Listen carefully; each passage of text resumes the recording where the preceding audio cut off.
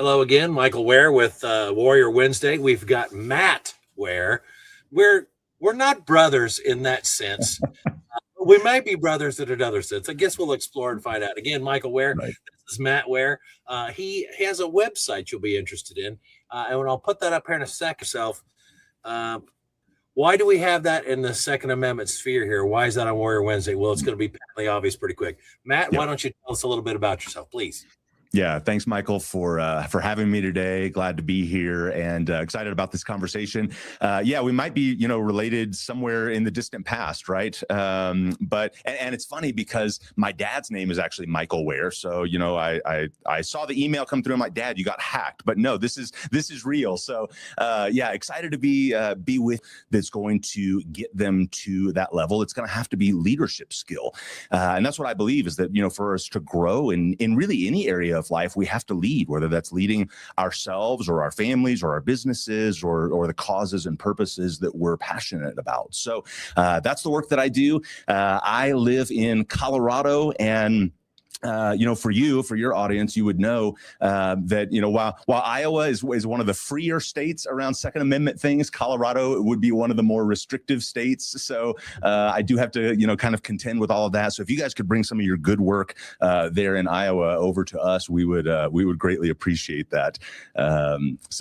Excited to have this conversation and especially, like you said, to talk about how maybe leadership would impact some of these causes that you guys are really involved in. Without a doubt. Thank you for that. Now, it's with no small honor. The people listening, I'll outline this for you. For the people watching, you can see it. There's a little ticker going across the screen right now talking about the NRA Weddington Center. So you don't have to make it over the Colorado border south and into Mexico, just a few miles. And there's a great, I think it was at 52 square miles of freedom at the Weddington Center. So be thinking about that.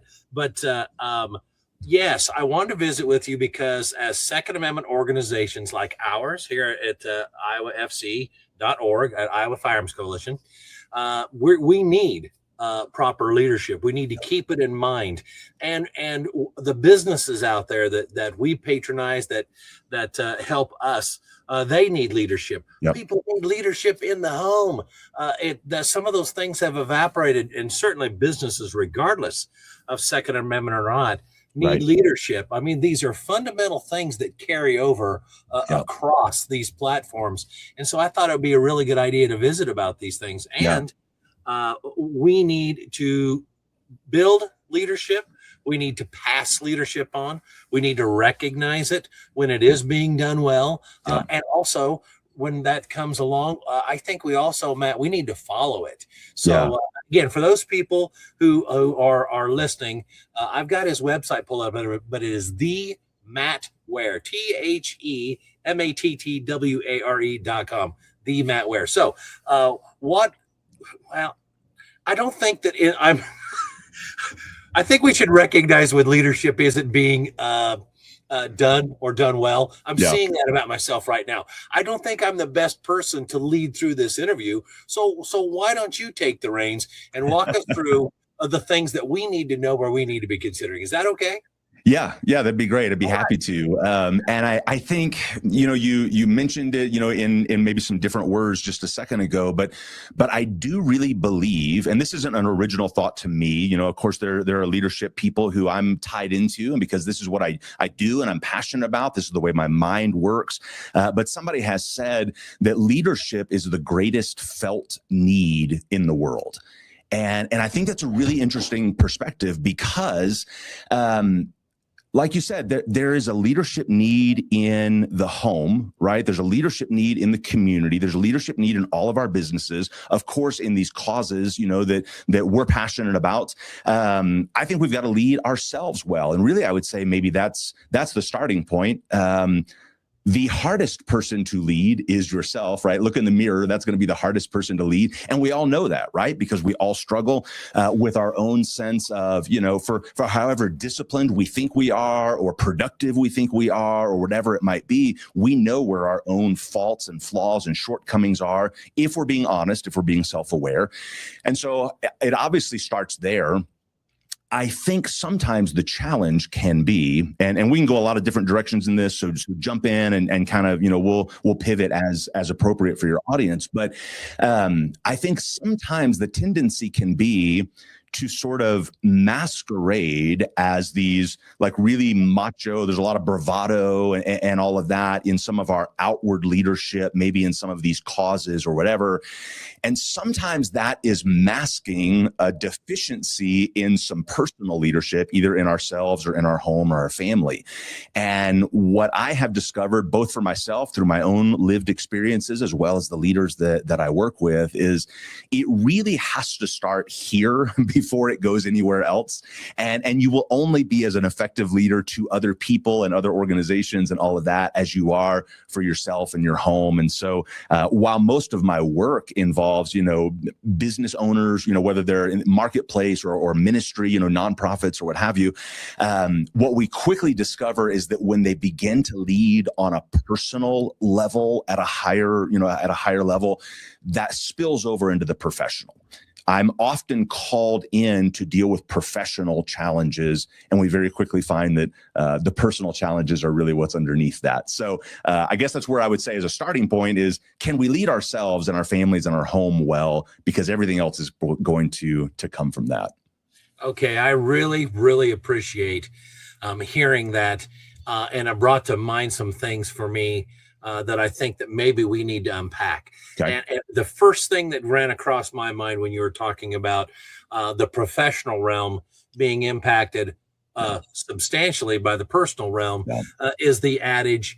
Okay, so let's say that some guy's working at a job, some gal, whatever, and they roll up and they get fired, and then the person saying this, doing the firing, is saying this isn't personal, this is business, right?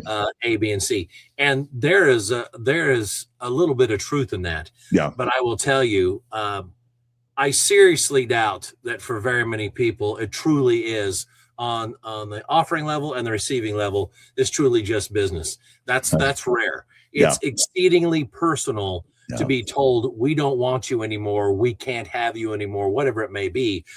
And so whether you're the person ushering somebody to the door or you're the person being shown the door, it's exceedingly personal. We need to do these things well, and we need to prepare ourselves mentally, for me, and maybe for you, spiritually, and all the things associated with that. When you were talking about looking in the mirror, the first thing I think of in situations like that is the first beatitude.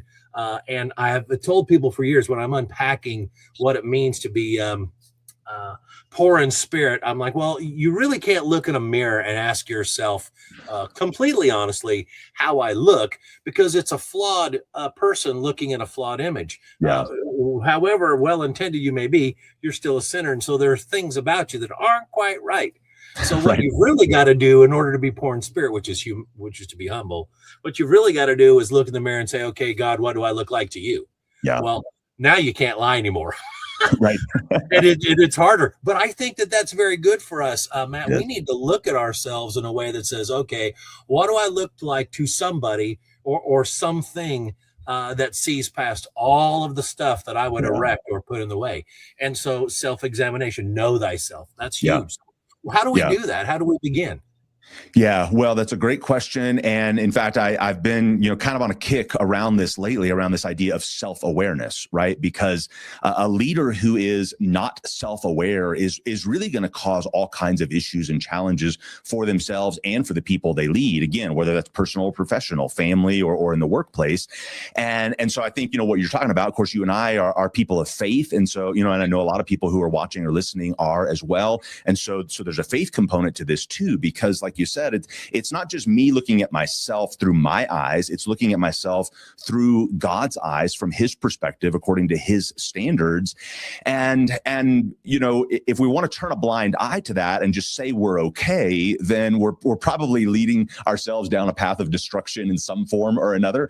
And so, what we want to do, obviously, is look at ourselves rightly. And I really think that like you said, it's almost impossible to do that because we come with our own inherent biases without even realizing it. And so we need, values, perspective, faith, in our case, the Bible, to give us sort of this litmus test to see, how do I measure up against that? But I would also say you need other people in your life who see you for who you really are, love you for who you really are, but are also willing to tell you the hard things. And I think this is a challenge for a lot of leaders. And I would say, I can't speak to a female perspective, obviously, but I'll say this to the guys for sure. I think there's a part of us that sometimes wants to hide from that a little bit because we do carry insecurities. We want to come across as tough and rugged and all of that. And it's not that we aren't, but sometimes we're not willing to face our own fears and insecurities, and having someone in our life who can speak to those things in the right way with the right motives to help us grow and all of that, it can feel very uncomfortable and disarming, but it's one of the healthiest things for us to have, to use the term like a band of brothers, right? Like this community of people who really are there to push us to make us better. And I think you probably have those kind of people. I know I have those kind of people. It's not always comfortable. It's not always easy. But if we don't have that, we're not going to grow in these things. Oh, without a doubt. Well, as you begin speaking, and you may have seen this. I'd be kind of surprised if you hadn't. There are several video snippets or clips of like Jordan Peterson addressing his class, and he's like, "You really think you're good enough? And he's like, and then he kind of dresses them down a little bit. I don't remember it specifically, but he's like, a third of you are binge drinking to the point that you throw up. You're having indiscriminate relations at any given moment, et cetera, et cetera, et cetera. And he outlines, he's like, if you think that you're good enough as is, wow. Right. Culture's in the trash. And so he beats him up a little bit, but I think that it's really towards the point. Listen, there's room for improvement, and I want to help you do that. I want to see you motivated to do that. And so, you and I may not like taking a nibble off the poo sandwich here, but I think that it's absolutely necessary to say, I can cook a better sandwich. So let me go do that. And that first starts with recognizing what is true of myself and what isn't. So what should we be talking about next? Are there ways that we can do that? I know that people can obviously contact you through themattware.com and get signed up in order to get some order to this chaos and make some plans. But as just rough strokes out here, what are best practices for us, Matt? Yeah, I think some best practices would be, like I mentioned a moment ago, starting with the personal, right? Because if you're not taking care of yourself, and I would extend that sort of, into the family environment, depending on, what your family, context looks like, it's got to start there. And anybody who's being honest would say, I've got work to do there, right? And as basic as this sounds, I actually work with a lot of leaders on just getting some of their daily habits and self-care, even though I don't love that term, but are you sleeping? Are you eating well? Are you exercising? Are you doing the things that just make your body function well? Because if your body is breaking down, you're probably not going to be optimal in anything else that you're doing. And I'm not a nutrition and health coach or any of those things, but I just see how just not taking care of ourselves makes a massive difference in our cognitive ability, in our emotional state, in our decision-making and all of that. And of course, in our family dynamics, right? I mean, for somebody who's in a marriage or a committed relationship, they've got kids, man, if you have chaos in your home, if you walk through the door and there's turmoil rather than peace, don't think that that's not bleeding into your professional life. So many people try to compartmentalize this, and I think we actually ought to recognize that we are far more integrated people than we maybe acknowledge or even want to be sometimes. And this idea of like, check it at the door and all of this, it's not as real as we think it is. We are carrying these things over. And so I think starting there is huge. Of course, again, as people of faith, we would say, basing it on those principles and values and practices is important. But moving beyond that, I think that there is a lot to be said about how a leader carries themselves and thinks in a couple of different ways. One would be the way that they treat the people around them. Everybody's got different personality types, different leadership styles, and I think that's wonderful. I think we ought to make room for all of those things. But in all of that, even if you're on the more aggressive, assertive, blunt, brash kind of side of things, there is still something about treating people well, treating people with respect, recognizing that everybody you encounter has value and you can add value to them. You can help them see the value that they carry, and how you treat people, whether it's your team, whether it's your customers, your vendors, supply, or like whatever your context is, how you treat people goes a long way.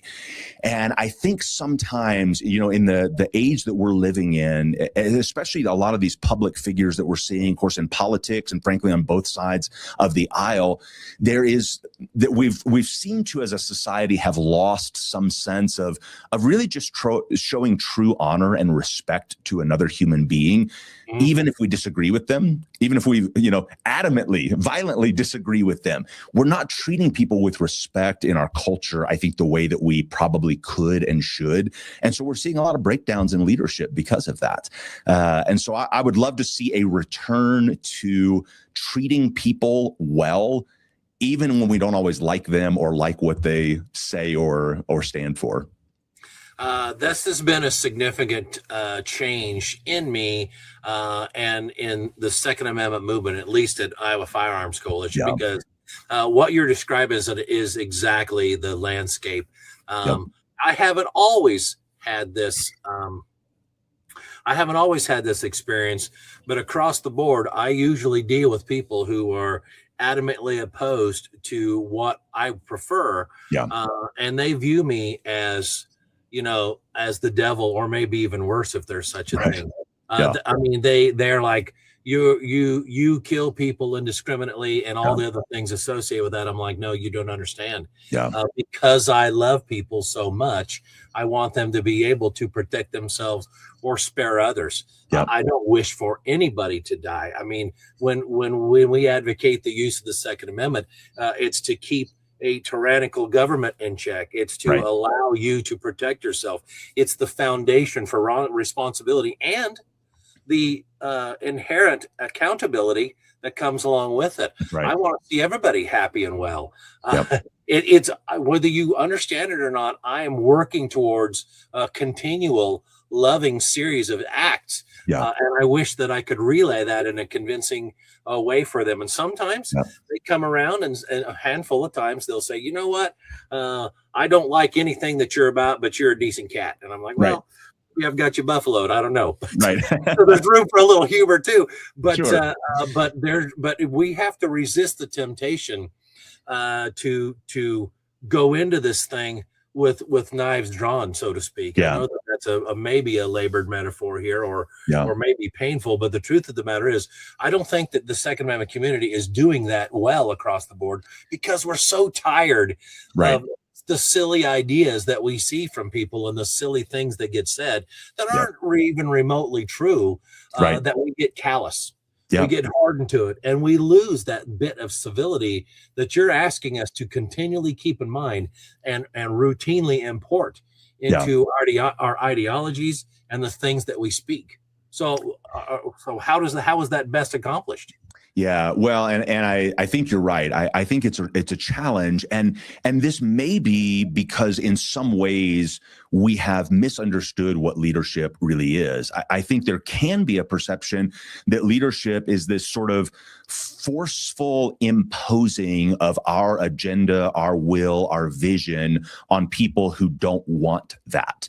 And I suppose that could be a form of leadership, but I wouldn't say it's the healthiest form or even the most effective form. I think, at its core, leadership is influence, right? The great John Maxwell talks about this all the time, right? Leadership is influence. And there's a number of ways that influence can be exerted, but I do think it's, and again, we're talking about context, right? I mean, a different time in history or a different part of the world, these things might have, different application. But in theory, because in 2026, we still live in the United States of America, and there is still freedom of speech and idea and all of that, I still think there's a stronger leadership impact when we try to influence through our persuasion, through the old saying, that you can win more with honey than with vinegar. I think we've kind of lost some of that. And I'm not at all saying that we should back off and not be true to our values or be soft or be complicit or any of those things. But at the same time, realizing that yelling and screaming, at people is not usually going to convince them. I don't know about you, but I've never changed my mind on something because somebody got mad at me and got hostile toward me. Usually it just made me dig in more. Yeah. And so I think that we've got to just change our perspective and say, can I influence people through the power of who I am as a person, right? Like I've got enough confidence in who I am. I don't have to raise my voice. I don't have to yell obscenities. I don't have to do any of those things to have a confidence in who I am, what I believe, why my ideas really are. If they're not good, if they're not the best ideas, I know they're good ideas. Maybe they can be, improved or tweaked, but I know they're good, so I can stand on them with confidence. And can I just lean into that without this feeling of I've got to flex in every conversation that I come into? Could we take a deep breath sometimes? And again, I'm not at all advocating for passivity. In fact, the opposite is true. And I would say, some of what you're describing, I see across the board, right? And I work with leaders, in all different kinds of industries and contexts and whatever, because leadership is not industry specific. I mean, it transcends everything. And there can be this sort of push and pull, this seesaw thing that happens with leaders where sometimes they have allowed themselves to become too passive because they want to be liked. They want, they don't want to make enemies. They're people pleasers or they're insecure or whatever. And so they've become a little bit passive, but over time that builds up so much frustration and resentment, and they don't know any way to express that other than to swing the pendulum the other way. And now they're really aggressive to the point that it's off-putting, and they're burning bridges and all of that. And so I think that is a natural flow that we go through, right? And I guess maybe what I'm saying is, could we bring that a little bit more to the center? Could we not? Don't get so passive that you're going to have to make up for it by being aggressive. The illustration maybe that I would use for this that everybody could relate to would be, you're raising kids. If you are putting up with their disobedience or rebellion or laziness or whatever, and you don't say anything, you don't do anything, you just let it go and go and go and go, that's the recipe for one day you completely snapping and losing it on them, right? Because it's built up for so long. Whereas if you were addressing it in the moment, addressing it more proactively, staying on top of things, you're less likely to get too far down that road. And so I think that applies, it certainly applies to a lot of business owners. You mentioned a moment ago, like firing someone. Well, in at least a lot of cases that I deal with, you might not have had to fire them if you would have been more assertive in giving them corrective action along the way, giving them feedback, giving them training, developing them, like walking through that process with them. I'm not saying you never have to, but some of it could have been avoided if you caught it before you were that frustrated. Certainly historically, you could go back and say, as it relates to Second Amendment things, had we been on our game 20, 50, 100 years ago in some places, we wouldn't be in some of the spots that we are now in certain parts of the country. And so I think we've just got to have this 30,000 foot view of those kind of things. I remember some of my time as what I refer to as a middle management puke in corporate America, and I would often ask myself, am I okay with this decision and the ramifications of it? Yeah. And usually that's a very temporary or very nearsighted view. Then I ended up asking myself a second question. In 20 years, sitting down over coffee, running into this person that I'm about to part ways with, or this situation, whatever else. Yeah. If I revisit this in 20 years, will I look back and say, I think that this was the best decision I can make, given all the inputs I had access to? And sometimes, Matt, that radically changed whether I thought that this was good or not, whether this decision was short-sighted. I'm speaking specifically to the idea of letting somebody go, something very abrupt. But it's the true across the board. I mean, when it comes to some of these issues, not necessarily only relegated to the Second Amendment, of course, but when it comes to this kind of leadership, I had a mentor that he rode me, still does, rode me like a rented mule about how I would make statements. He's like, you have got to abandon continually making statements about things. And I said, why? He's like, do you believe? And it speaks to what you mentioned earlier. He said, do you truly believe that you'll get people to learn what it is you want them to learn by saying it? And I said, well, the basis of conversation and exploration of ideas allows for dialogue, and it needs to have that. And he said, I agree. He said, but you saying it over and over will somehow permeate their minds. And I said, well, yeah, I'm kind of hoping so. Am I wrong about that? Right. And he said, yeah, mostly. He's like, did you arrive at your faith because somebody told you this is what you need to have? He said, or did you arrive there through other means? You and I would say that it was spiritual, of course. Yeah. Did you arrive there through other means? And because you arrived at that destination with the thought that you had with these other inputs, that your decision for this was quite literally, and I'm not using the wrong word here, was of great conviction. Yeah. So people need to come around to these ideas by themselves, if you will, and after contemplation and consideration, not because this guy told me that's what I need to think. So he said, and he's like, stop making so many statements.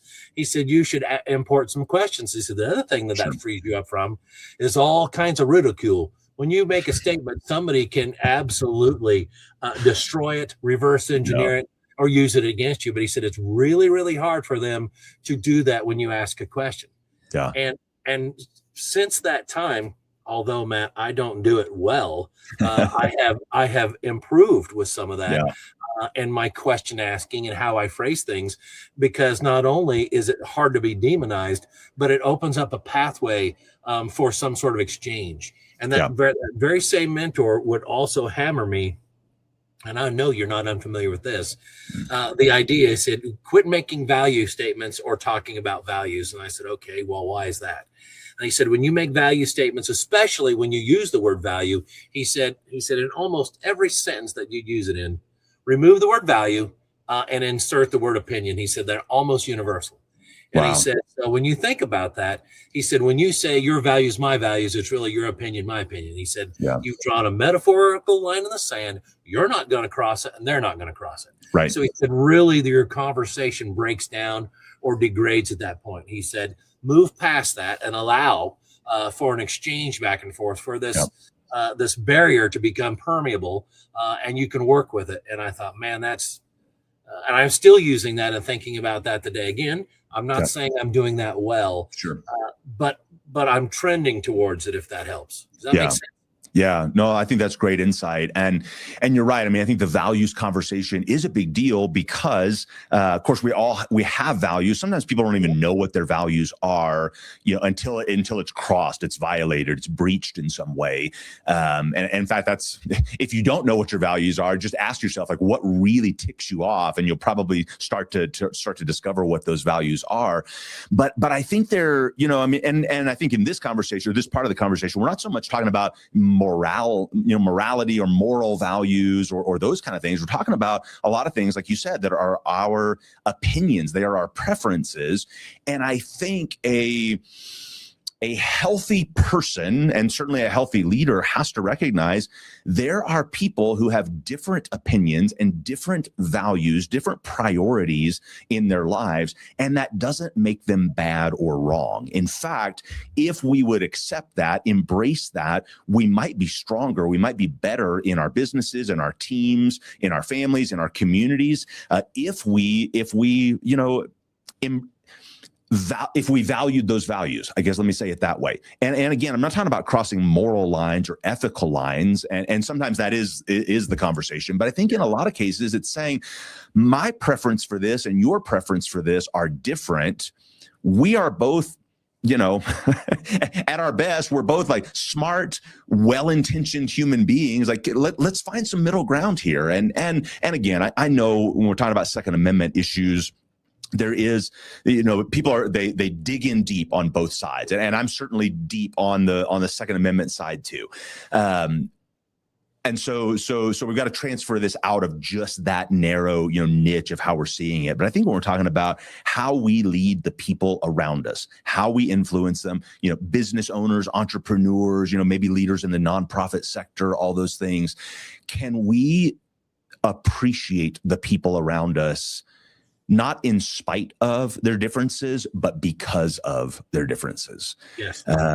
One of my biggest breakthroughs when I led a large team was when I finally understood that the team would not be well served by becoming more like me.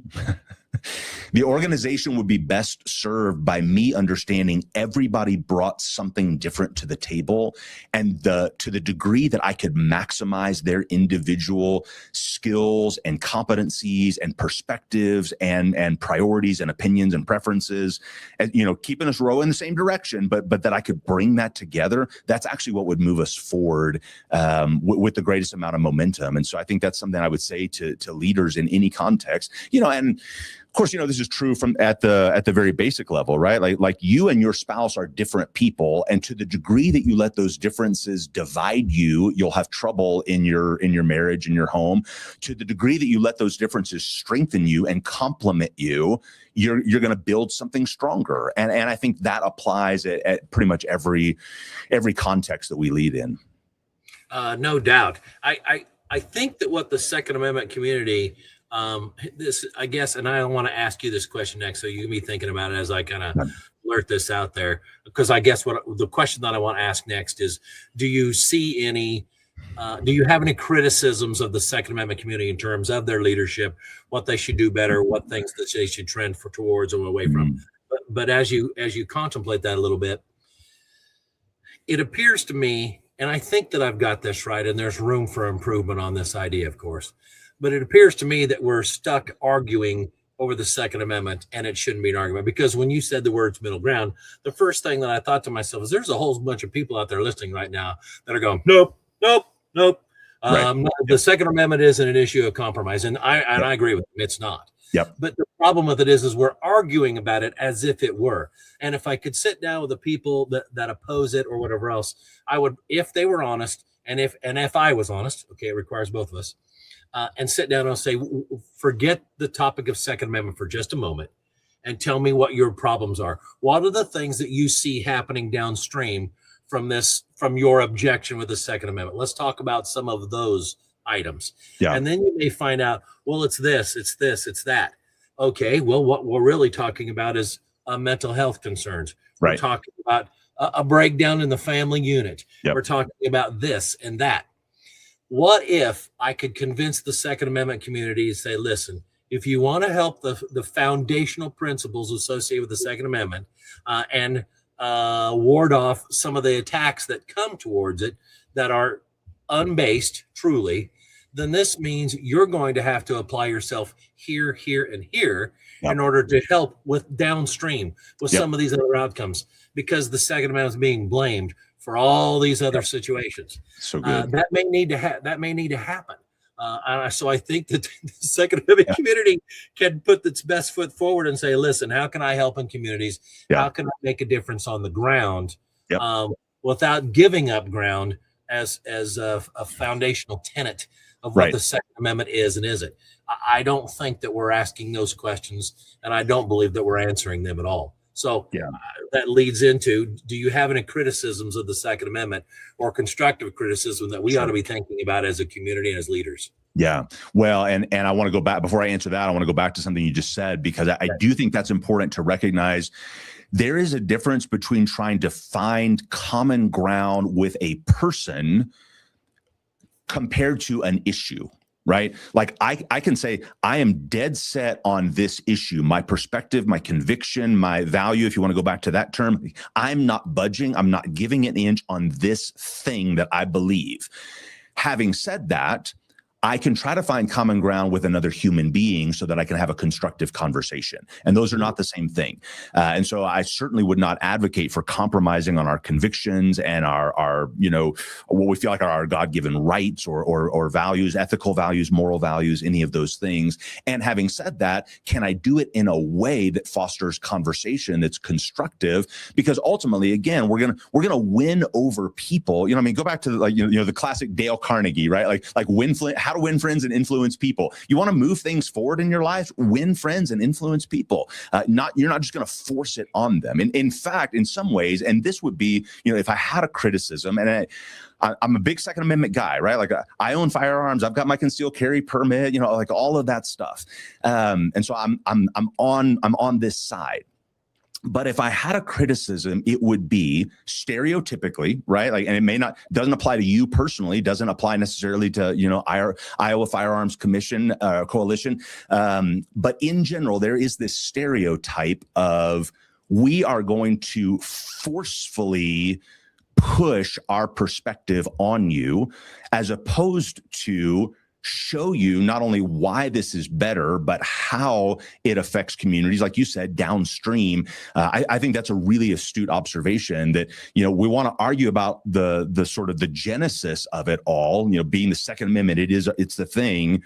But when we may not be adequately addressing some of the perceived challenges that it creates downstream, and some of it may not even be real, right? It may be manufactured or misallocated or whatever. But if we could address some of those things, it might solve a lot of the problems upstream, and we might find more common ground in terms of our connection with other people without compromising the values that we believe in. Yeah, no kidding. No. So where are we at here? I mean, truly. Okay, so it's themattware.com. We've got Matt Ware, who's a leadership coach. He's helping people through reevaluate themselves as to how they approach their businesses, how they approach maybe even their congregations, their organizations. It's a look at oneself first to make sure that the core is healthy. Then all the things that I touch can be healthy or touches as a result. So where are we at in the conversation here? What should we be thinking about next? Well, I think, maybe just to dovetail from what we were just talking about, I think that, and I don't know, you can't assert this on someone else, but I'll just speak for myself.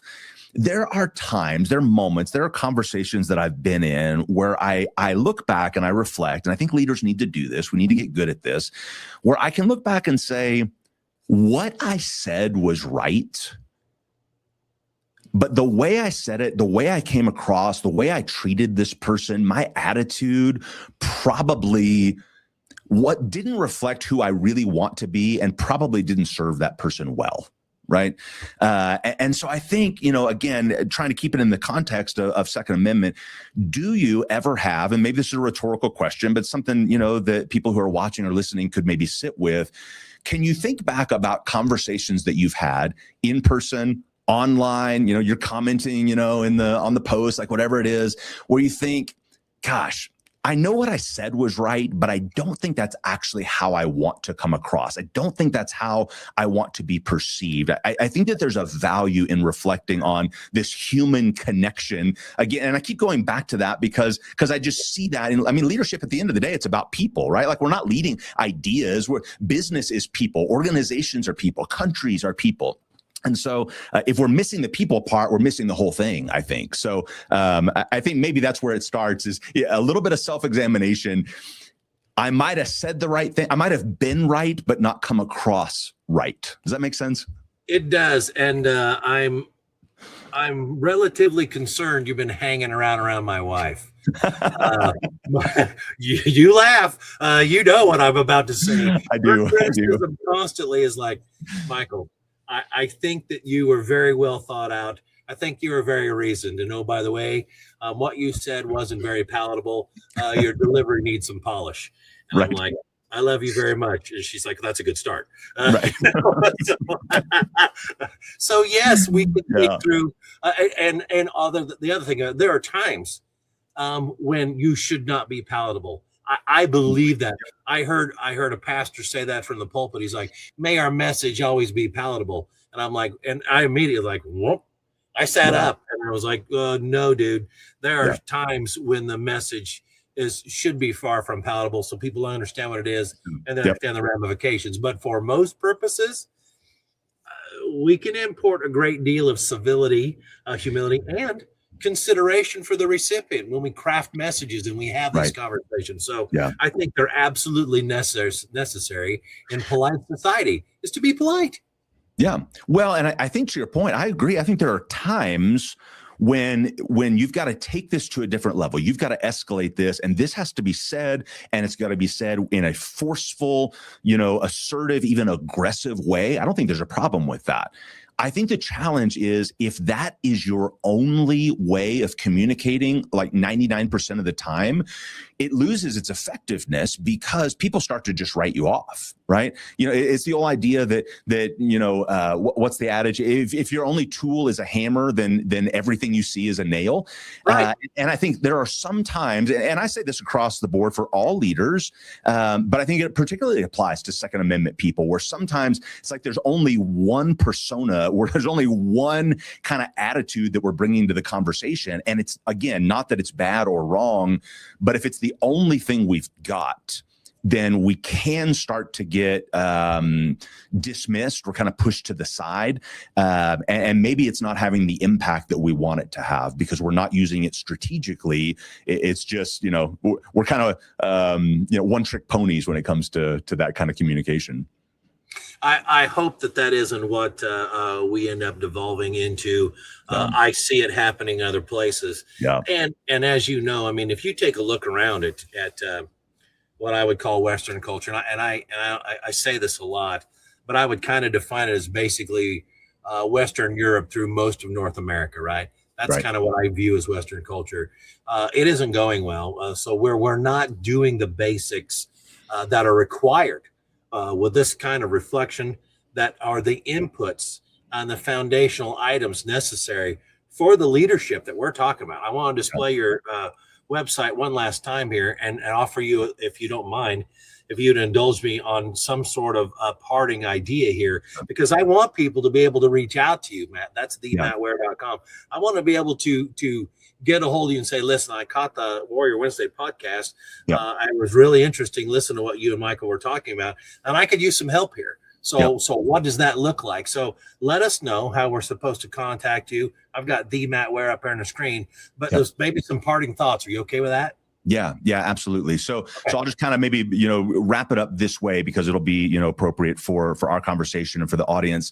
So what I say is that I help high-level leaders grow their business and get their life back because so many times, especially for small business owners, entrepreneurs, they are sacrificing everything for the sake of trying to grow their business. And a lot of times there's a diminishing return on that. You go from working 60 hours to 80 hours to 100 hours, and you might be making more money, although sometimes you're not even, you're just working harder and sacrificing your health and your family and all of those things in the process. And so certainly, if you're watching or listening and you want some help sort of processing that, like what would it look like to grow both personally and professionally and I don't like the word balance because I don't think balanced people change the world, but I do think we have to have a right priority and a right order of things in our lives. And so, I would wrap up by saying this as it relates to this conversation and this audience is there is a way, I believe, to stand strong on your convictions and your principles and all of that and not give an inch on those things while at the same time conducting yourself in a way that garners respect and honor from people who both agree with you and disagree with you. And I think that would be my hope for leaders across the board, right? No matter what industry they're in or what context they're in, can you be healthy enough in who you are as a person that you carry yourself with confidence, although maybe not bravado, right? Confidence, but not arrogance, so that when you communicate, you can do it from a place of feeling secure and settled and stable. I don't have to yell. I don't have to scream. I don't have to cuss people out. I know who I am. I know what I'm about. I know how to speak to people in a way that persuades them, that influences them, because I am healthy. I can lead in a healthy way. And again, that starts with myself, to my family, to my team, to my community, and ultimately, to the country. I think we want to be people who influence, people all around us. And so I guess that would be my hope for you. That would be be my encouragement and challenge to you. And certainly if there's a way that I can help, I come alongside leaders, in a one-on-one context, to give them, that executive leadership coaching so that they can grow. And a lot of times the people that I start working with, they find themselves in a very difficult place, right? Like they're beating their head against the wall because what worked for so long is no longer working. They've hit the ceiling and they don't know why, and just working more hours isn't going to get it done. But certainly coach teams as well, leadership teams in business context, and of course in ministry and nonprofit context as well. And so if there's a way that I can serve you in that, I'd love to. All the information is there, on the website, themattware.com. I've got a YouTube channel as well and do a podcast. It's The Matt Ware Show. My social media channels are at The Matt Ware. That's the handle. So you can find me in all those places, and would love to serve you if there's a way to do that. Fantastic. Thank you very much. I'm tickled that you were able to carve out some time to visit with us. I don't think, in fact, I know we aren't paying attention to quality leadership, and we're almost never investing in our future leadership in that way. So having you as a resource, considering what we had or had not to do, is absolutely huge. As always, I want people to go to iowafc.org, sign up to become a member. That's the way that this works. Use our trusted partners that are perks of membership, patronize those businesses, check out our store. You can take a quick zip from there right into, be dropped into Brownells and choose from IFC merchandise, 9-line apparel, by the way, the whole 9 yards. So we need all those things from you guys. We appreciate those things. We want to ask those. Again, Matt Ware, thank you for coming on. My name is Michael Ware, not brothers in a maternal sense, but brothers in Christ just the same. And I'm tickled to apply that moniker. So thank you again. And we appreciate everybody out there. Keep listening.